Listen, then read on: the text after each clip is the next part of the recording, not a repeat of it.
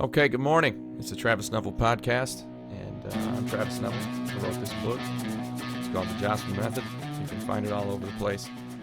Anyway, it's Monday morning, and this idea came to me that, control, right? I talk a lot about it in the book. Basically, it is everything that I talk about is that, hey, you focus on the things that you can control in your life, and you'll be happier. You'll feel accomplished if you can keep your mind off of the things that you cannot control, the things that are outside of your control. That's going to help you. If you spend all your time worrying about things that there's nothing you can do about them, I just think that's a waste, right? So if you're going to boil it down, that's one of the real basic ideas behind the book. So I started thinking about it. I'm like, man, is control real? I mean, is it a thing that I've made up?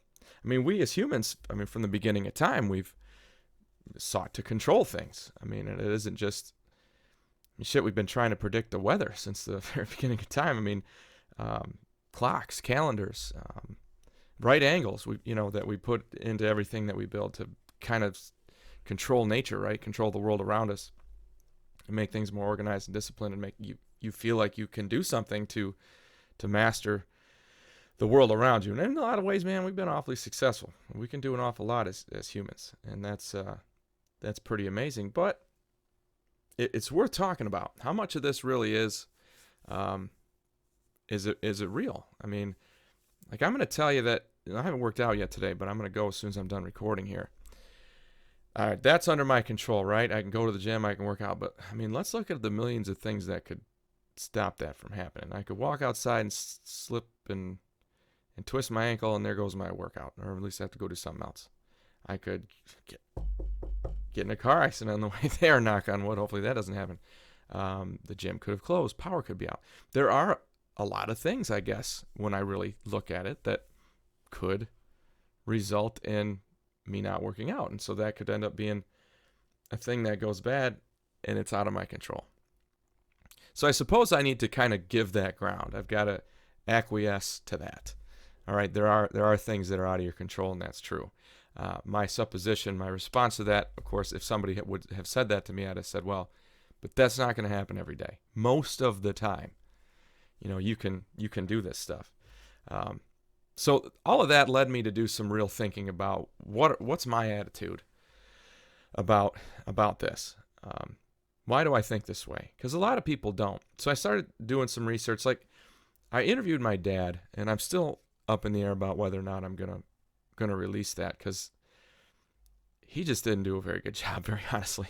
I call him, I'd let him know in advance I was gonna be calling, and call him and he's eating when I call him, and then we're kind of right in the middle of it, and he starts talking to his wife off camera, off the mic, and he keeps walking away from his phone. And my dad, he's just like, he's got no attention span, and anyway, if I release it, you'll see. It's rough. Anyway, the stuff that he talked about, because he and I, although we're similar in a lot of ways, we're awfully different. One of the ways is just the way that we view the world and our ability to impact our lives. Like I have said over and over again, I wrote a book about, you are in control of your life. You really are. And, when you listen to his answers to some of the questions I asked him, he doesn't really feel that way. He feels like he gives an awful lot of power away, in my opinion, to the government, to politicians, to the world around him, when, in my mind, again, I can't control that, so I'm not going to worry about it. I'm going to deal with the things I can control. Anyway, so I'm doing this research, and I find that this term locus of control, right? And it's a pretty common psychological concept, and it's psychologists, I'm going to boil it down, basically use it. They use questionnaires and different ways to talk to you as a patient of theirs and figure out, where are you on the scale? Are you on my end, where I believe that pretty much everything is on me, even if it's not on me? I made decisions to get that thing in my life. Or are you in the basically everything's luck, so I'm not going to, and I'm not sure exactly how to color that, right? So I found this scale, and I want to talk about it. It's got some ideas on it that we can kind of go through. So the left side of the scale, that's me. The right side of the scale, that's my dad. okay? And probably most people, I would guess, from the conversations that I've had with people. But stuff on the left, basically, it's coming down to I feel like I have some power in my life. And the right is everything's luck. So I'll go through these and we'll talk about it. So the first one is talking about work. And it's on my side of the scale, on the strong locus of control scale, it says promotions are earned through hard work and persistence. Is that a thing that you believe? Do I believe that? Yes, I do. I believe if you're working for somebody and you're consistent and you're working hard over time, it's going to pay off. I mean, it will. Why would the person, you're in there to make this individual money or help them out or eliminate headaches or whatever your job is. You do that consistently, they're going to see it, that you're going to move forward. And on the other side of the scale, the right side, the comment is, making a lot of money is largely a matter of getting the right breaks. Man, I don't believe that shit. I mean, I think some people get breaks, but you look at somebody who didn't inherit their money, and you're going to see somebody who works pretty hard. You know, because luck maybe might happen to you once, but getting paid over and over and over again, that's work. You know, I make money at my job because I'm not afraid to pick up the phone and call people. I mean, when I really look at it, that's what it is for me. That's how I make money. It's because I'm not afraid to do that. A lot of people don't want to pick up the phone and call people that they don't know very well. I don't care. You know, that's why I have a business. So yeah, I believe that promotions are earned through hard work and persistence. I'd like to hear an argument against it. The next piece is it talks about like marriages. Okay, so on the left side it says, and this is where I come out, the number of divorces indicates that more and more people are not trying to make their marriages work. Yeah, I believe that. I believe that we as a society, the way we are as Americans, you have a ton of options. Like you constantly have grass is greener everywhere, no matter where you are or what you're doing. It's true. You know, with the dating apps and the way that we communicate with each other and the way we are, the things we see in the media, you have a million options. I mean, I might be getting caught up in that right now, very honestly. I mean, I'm dating and trying to find the right person, and you know, I'm every one of them. I'm like, well, not there. She's not really there. I want more than that, you know. And I don't know. Maybe I'm being real picky, but I can be. There's a lot of options out there, you know. People aren't making it work, and I think it's because, you know, you can go anywhere else and you can make a lateral move anytime you want to. Most people can. That's what I think. The other side, the side where it's people think it's like, says marriage is largely a gamble. You know what that, when you say that marriage is largely a gamble, what you're saying is, I'm just going to hope. I'm going to take the dice and roll them and see how they go. And the only thing I can have control over is throwing the dice. You know, I don't have control where they're going to bounce or how they're going to end up. Well, in a marriage, hell yes, you do. You have control over every single bounce for the most part. You decide how those things are going to come up. And it goes back to the thing about the working. You know, you work hard and you're persistent and you give and you help and you assist. Your marriage is probably going to be okay. I mean, unless you really pick the wrong person, you know, which is what I did. You know, anyway, here, this is a confidence thing, I think, right here. It says, when I am right, I can convince others. I believe that's true. If I'm right, I can convince others. Now, I choose not to, because I think in most cases, people take it as an insult when you question their beliefs. You know, and I know that I like a good debate, and I like to talk and argue with people. I really do. But you know, I feel like as soon as you question somebody's beliefs, they break down and become emotional. But, you know, again, it seems like the people that I talk to are people who are way too attached to their beliefs, and I'm not, so it makes it easier. The other side says it is silly to think that one can really change another person's basic attitudes. Again, I think that's just giving up. Like, well, I'm not even going to try. Not even going to try. Not even worth trying. Like, the left side of this, and I'll figure out a way to get this screenshot. Actually, let's see if I can. Maybe you can screenshot this. I'll move my camera.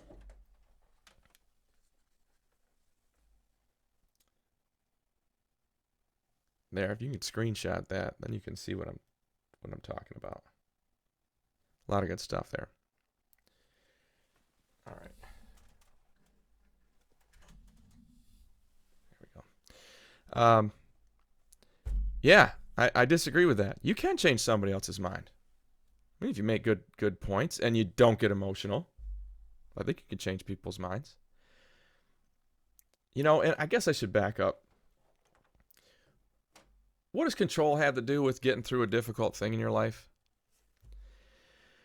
Well, I would tell you that let's take me going to jail, for example. I don't fucking beat that horse to death, but do I have control over that? Yeah, there are some things, I could have not had the pot in my house. There's a thing that's under my control. How about that? Now, I could spend all my time focusing on the neighbor and the cops were just being jerks or they didn't have anything else like that. But that's ridiculous. That doesn't help me. It doesn't make me any better. It doesn't make me any stronger. I had the pot in my house. The police came over. They found it. I went to jail. I could have not had the pot in my house. I could have stopped that from happening. You know what I mean? So in that situation, for me, when I'm looking back on it or when I'm in the middle of it and I'm trying to sort it out and trying to figure out what can help me moving forward or how to feel better about it or how to dig myself out of the pit, I got to start with what decision did I make that got me here?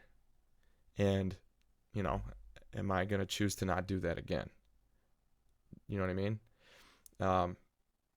So that's where the control comes in. I'm going to focus on the things that I know that I can do. The things that are outside of my, what I have power over. They suck, and I'll tell you about them, but it's not going to help me get any better. You know what I'm saying? Same thing with, relationships. It's so easy. Everybody says they're always 50-50. Well, not always. I mean, she cheats on you. She cheated on you. You know what I mean? And she'll say, but you were an ass. Whatever. I don't know how that goes, but if she cheats on you, you can, that is a little out of your control. There are things you can do on the front end of that. Like, I don't know. I would guess that there were a lot of things that led up to that. And maybe the thing that you can get better at coming out of that is paying a little better attention to signs and things that you see. Like, I'm fairly certain that the last girl I was with for a long time, I think she cheated on me for the last year we were together. In some way, it might even just been, inappropriate text or emotional affair or whatever it was. But the last year we were together, she took selfies like crazy. And she had never done that before. I'd get up to go to the bathroom in the morning and come back in the bedroom, and she'd be furiously texting and then put the phone down as soon as I laid down next to her. And I just ignored it. Because I'll tell you honestly, I think being distrustful, being suspicious is a lot of work. That's stress and shit that I don't want. That's work I don't want to put in. I don't want to act like that. I don't want to feel like that. It sucks. I want to feel comfortable in my home. And I suppose when I look back at that was me being lazy. I just didn't want to do that work. I didn't want to say, listen, I noticed you've been texting weirdly and taking a lot of selfies. Is there anything going on you need to tell me about? Now, she probably wouldn't have told me, but I would have been able to tell by the way that she responded. You know what I mean? Lying is so easy to see. And if you don't see it on somebody, it's because you don't want to see it. It's true. It's so easy to see. I sat in an interview the other day, and I listened to this guy lie to us. It was a few of us interviewing him. Over and over, I tell you 40% of what he said in this room was dishonest in some way. And it's just easy to watch him. I mean, the way his eyes were moving, what he was doing with his hands. Obvious. It was so obvious he was lying. Like, so when people start lying to me, I just kind of smile and shake my head like, you're lying. You know you are. What are you doing? Just tell me the truth. We'll deal with it. We'll talk about it. It's so much less work. I'll tell you that being honest, yeah, it's the lazy man's answer. Be honest. Because now you don't have to remember your fucking lies. You don't have to keep track of all that shit. That's a lot of work. I'll tell you, when I was married, I had to lie to her all the time. And I should not have said it that way. I had to lie to her all the time is what I said. I chose to lie to her all the time. I'll tell you why I chose it. Because it was easier. It was. If I'd have told her the truth about so many things, she'd have lost her shit. And it was just insane, ridiculous things like, oh, I bought nice oil for my car when I changed the oil today. I did it myself, trying to keep my machines nice so they last a long time. But I had to tell her I bought the cheap oil because she'd be like, "That was $10 you didn't spend." I mean, she'd just be all over me about shit, So I lied to her all the time. Yeah, and it got to be, it sucked. So after that, I just chose I'm never going to do it again. Sorry, I'm not lying. You asked me what you look like, I'm going to tell you. Okay? Anyway, back to the control thing. Let's see which one of these is a good one here. It says, okay, on the left side, this is number 9. It says, I am the master of my fate. I don't want to not believe that. That's the faith that I have in the world. I'm not a religious guy, but I have faith in that I can choose how my life is going to go. You know what I mean? I can get out there, and every chance I get, I'm going to put in the right thing, the positive thing. Now, I fuck it up when I'm driving. I'm an asshole driver, but when I'm dealing with people, when I'm working, when I'm dealing with a relationship or working on one of my machines, whatever it is, I do the right thing as much as I can because in my experience, it's going to lead to positive outcomes. Your machine's going to be there when you need it. Your relationship is going to be strong when you need it. And I'm talking every relationship. I do the best I can to take care of my friends. I do the best I can to take care of my family. I try to help people. I try to help my neighbors. I try to take care of the guys I coach with. All that stuff as much as I can. And then when I need them, they'll be there. When I need them, they'll be there. They'll step in and help me out. And it's happened. That's been my, I believe that. I'm the master of my fate. On the other side, it says a great deal that happens to me is probably a matter of chance. I want to hear somebody argue that. And I conceded at the beginning, there are a lot of things that can possibly step in and kind of fuck up the moves that you try to make and the decisions that you try to make. There are a lot of things that can do that, but I just don't want to believe that. Those things that are outside of me, they're not worth my spending my time on. Like I talk about the 16 hours of thought time you have in a day. Why are you going to spend an hour or two? I mean, it's okay to sit back and ponder the universe around you, I guess, or something of that nature. Nothing wrong with that. But to dwell on it and worry about what your boss is going to think or, what the weather's going to be like. There's just a million things that just aren't worth the stress. I mean, and let's really get down to the root of this. When you're going through a very difficult thing in your life, stress relief is at a premium. All right? If you're going through a divorce, that backpack becomes so fucking heavy, of all the changes that are happening. And, it can take hits on your self-esteem and you're questioning everything in your life when you go through a thing like that. A lot of people do anyway. And again, stress relief is at a premium. So if you can, eliminate some of those negative thoughts somehow, if you can say, I'm going to focus on the things I can control and become the master of my fate. You know what I mean? Really spend your time. Take that 16 hours and make as much of it as possible focused on things you can do, things where you can, if you hit that light switch, the lights are coming on. Things where if you do a thing, there's going to be a positive outcome from it. You know what I mean? The more time you can spend on that, the less time you're going to spend thinking about how heavy your backpack is. Again, this is why I go into the control thing. I mean, the whole book is, from start to finish, here is some shit you can control, okay? Some things that you can feel good about doing at the end of the day. Regardless of the outcomes, do these things. You can feel good that you did the right things, Yeah. Let's go into this one here. This is more about relationships too. Getting along with people, and this is on my side. I strongly believe this. Excuse me. Getting along with people is a skill that must be practiced. I believe that. Here's the opposite side. It is almost impossible to figure out how to please some people. I don't believe that. I think that if you're saying it's almost impossible to figure out how to please some people, you know how to please them, you just don't fucking want to. It's either because you don't like it, or you don't think they deserve it. You don't think they deserve that from you. And I've gone through that in my own mind before when I'm dealing with a person.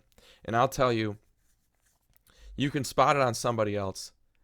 It just like there's a neon sign blinking over their head. This girl I dated over the summer, awesome woman. Couldn't have been more in love with her. She's amazing. Unfortunately, there are some things in her lifestyle that aren't going to jive with mine. And that being said, I probably could have dealt with that in the long run had this one thing not been a fact, I should say. The things that I asked her to adjust for me, she could do them, but she didn't think that I should need them. She thought that if I were just a better person, I wouldn't want that, or I wouldn't need that. And I'll tell you what it was. She had a couple of kids from a couple different dads. And I told her from the beginning, I don't want to be around the dads. If you can avoid it, unless it's, we got to go to a funeral or a wedding. Something like that where you can't miss it. Then, I'll deal with it. But in the everyday shit, I don't want to see these guys. I don't want to run into be hanging out with some dude who used to have sex with my girl, had a kid with her, No, I don't want to be around that. I'm sorry. That doesn't make me a bad person. That just makes me honest with myself. In the past, I would have acted like it was no big deal, and then I would have blown up about something else, even though it was really about the dads, right? So I'm proud of myself for being able to go to her and say, hey, this is a thing I need. But, she wouldn't do a thing about it. And these guys would just show up all of a sudden. And, it was like she didn't even notice. She didn't even look at me like, baby, I'm sorry. Like, I had said it over and over and over again, I don't want to be around these guys. And she would just let them roll in because she thought that I shouldn't want that. Soon as you get to that, you'll never be successful in a relationship. If you judge another person's motivations, if you say, you know what, I know what you want, but I'm not going to let you have it because you don't deserve it. You shouldn't have that. You shouldn't want that. If you were just a better person, you wouldn't want that. That's some fucked up shit. That might be the ultimate insult. When somebody has the balls, the courage to come to you and say, here's the thing I need. That's a hard thing to do. When they come to you and do that, and you tell them you don't deserve it, what the fuck? Talk about some serious autocratic delusions of grandeur, parental bullshit. It makes me think about my governor, who will say, I know you guys want to go out to bars and restaurants and you want to work, but you shouldn't do that right now. That's you ascending yourself to some kind of high kingdom over someone else. So when you do that, that's what I think people are really thinking when they say it's almost impossible to figure out how to please some people. I think most people are just like, I'm just not going to give it to them because they don't deserve it. I might be wrong. Could be wrong. Maybe I'm just upset about that relationship that I was I was really excited about. I really liked that girl. And it didn't work out. And I'll tell you that's exactly why. That's why, right there. Because the things that I needed her to adjust for me, she didn't think I deserved them. Anyway, that's what I think. I guess I have a healthy locus of control. You know what I mean? That I come out on the top of these. Here's a world when we were talking about the world, my governor, right? So here's my column. Actually, let's do it backwards. Here's the side where everybody thinks that just the world is luck and you're just waiting for the good things to happen to you. It's only wishful thinking to believe that one can really influence what happens in society at large. Okay? Let me read that again. Let me paraphrase it. You can't change anything that happens in society. One person can't do anything. You know? It's easy to fall into that trap. It is. I think that the issue there is time. What you don't realize is that the things like this, if you invest $10, it's only $10. But if you do it when you're 5 years old, when you're 70, it might be, I don't know, 20 grand or something. You know, so over time it can make the small things you do can become very large, like ripples in a pond, my dad used to say. And I would tell you, if I believed that, I would have never written a book. Wrote a book about how to help yourself when you go through difficult things. And it hasn't sold shit, man. Nobody has read the damn thing. Really. I mean, I don't know. Maybe it sold a couple hundred copies. You know, a few audiobooks. But I believe this, and this is what it says on the left side. People like me can change the course of world affairs if we make ourselves heard. That's what I believe. I wrote a book. That's a way for people to hear what you have to say. I'm doing this podcast. It's a way for people to hear what you have to say. And over time, you know, when I was a teacher, it's the same thing. I'd say these things and I'd do these things in class that I really believed in, and I consistently did them over and over and over. I still do it with the kids that I coach with football right now. And those ideas, when you plant them in somebody's head, they grow over time, especially when you plant them in there when they're young. Okay? And then they become something big. I had a kid. I go on and on about stories I've heard from kids, but I'll focus on this one kid. His name is Michael Gerstein. He's a grown man now. He's got a really good mustache. It's a thing he always wanted. Anyway, he came in my class as a 9th grader, English class, and he wrote this paper, and it was a little off topic. It was a little curious as far as what I had assigned to him, but the writing was excellent, and he was humorous, and he had style, and it was organized, and I praised him. I'm like, dude, this is fucking great. And I really don't remember doing that. I remember that he was a good writer, and I remember that he was very funny, and I just liked him. Good kid. But I don't remember that. And, you know, this is, I don't know, what would that be? 2009, something like that? So we're like 11 years ago. Well, he's a grown man now, and he's a journalist. And he sent me this message on Facebook, and it said, you know, and he told me what I just told you about that first paper, that he wrote. And he said, nobody had ever valued my writing before, ever. And I thought for a second, man, maybe this is the thing I can do. And now he's a fucking journalist. So I planted this little idea, and boom. Now, that guy was going to be successful regardless of me. But my point is that those things can get bigger over time. And there are two edges to that sword. You have to look at it proactively and go, okay, so I need to do these things now. You know, I said the other day, the best time to plant trees is 10 years ago. The second best time is right now. Right? Do you see the gravity of that? So the things that you do, like writing this book, I did it now. It's not a big thing. It's just it's a fucking book, you know, and it might really catch on. Maybe people will like the podcast. I don't know. And I'm not trying to get famous. I'm just trying to help some people. And hopefully that's going to work. But the more people that can hear it, the more people that I could potentially help with these ideas. So you see that? People like me can change the course of world affairs if we make ourselves heard. If you've got some things that you think are good, get them out there somehow. You know? If you want to help people, find a way to do it. It is not wishful thinking to believe that you can't influence the world. You can. You could change the fucking world. That's a Jordan Peterson concept as well. But you do it like this. You change the world by changing yourself. You know what I mean? Maybe not changing yourself, but strengthening yourself, which is a change, I suppose. You strengthen yourself, make yourself happy as you can be. Then you just will do happy things, or you'll smile. People will see that smile. It might perk them up, might bring their day up. You know what I mean? And those might seem like small things. But in the end, it could be massive. You might impact a person to go a different direction than they would have. If you're happy, it's going to be easier for you to deal with conflict and resolution. I tell you that I work out real hard so that the things in my day don't have as much, kind of takes the edge off them. Makes it easier for me to deal with things. And I'll tell you this, whether you're negotiating with somebody or dealing with some discord or what, you can influence that by how you handle it. You're always 50% of that conversation.